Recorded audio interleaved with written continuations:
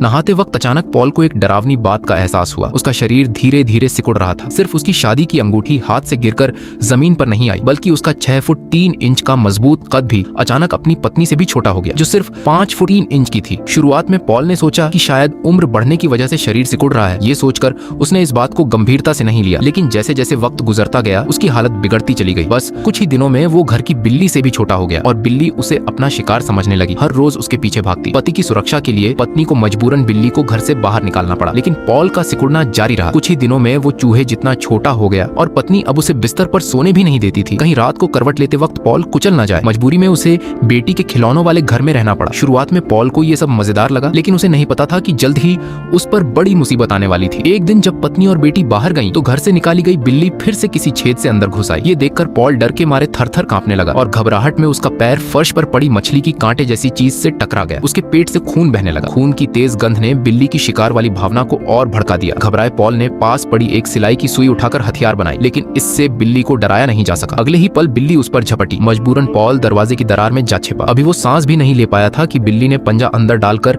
टटोलना शुरू कर दिया। बिल्ली के हमले से बचते बचते पॉल गलती से बेसमेंट में गिर गया। गनीमत रही कि वो ठीक कूड़ेदान के अंदर गिरा, वरना मौत निश्चित थी। तभी ऊपर से पत्नी की आवाज आई और पॉल बेहोशी से जाग गया। उसने पूरी ताकत से मदद के लिए चिल्लाना शुरू किया। बस यही उम्मीद थी कि पत्नी का ध्यान खींचे, लेकिन उसका शरीर इतना छोटा था कि उसकी आवाज मच्छर की भिन-भिनाहट जैसी लग रही थी। पत्नी को कुछ सुनाई ही नहीं दिया। जब पत्नी ने बिल्ली को दोबारा घर में देखा तो एक बुरा एहसास उसके दिल में उमड़ आया। उसने मान लिया कि बिल्ली ने पॉल को खा लिया है। बदला लेने के इरादे से वो बिल्ली के पीछे भागती हुई ऊपर चली गई। दूर जाती पत्नी को देखकर पॉल को गहरी बेबसी महसूस हुई। निराश होकर वो कोने में जाकर सो गया। रात को ठंड से जागा पॉल किसी तरह एक फटा कपड़ा ओढ़कर बेसमेंट में रात काटने में कामयाब रहा। अगली सुबह गहरी नींद में सोए पॉल की आंख बेटी की आवाज सुनकर खुली। इस पल उसे उम्मीद की एक किरण दिखी। वो फौरन सीढ़ियों की तरफ भागा और पूरी ताकत से ऊपर मदद के लिए चिल्लाया, लेकिन कोई फायदा नहीं हुआ। पत्नी बेटी का ध्यान खींचने के लिए पॉल ने पास पड़ा आधा चौक ढूंढ निकाला और सीढ़ियों के नीचे अपना नाम लिख दिया। ये सब करते करते उसका पेट भूख से कुड़कुड़ाने लगा। भूख मिटाने के लिए वो बेसमेंट में इधर उधर खाना ढूंढने लगा। आखिरकार एक कोने में उसे पत्नी का लगाया चूहेदानी नजर आई और उस पर रखा चूहे को फंसाने वाला पनीर ही अब उसके पास खाने का इकलौता जरिया था। खतरे से बचकर वो पनीर खाने के लिए उसने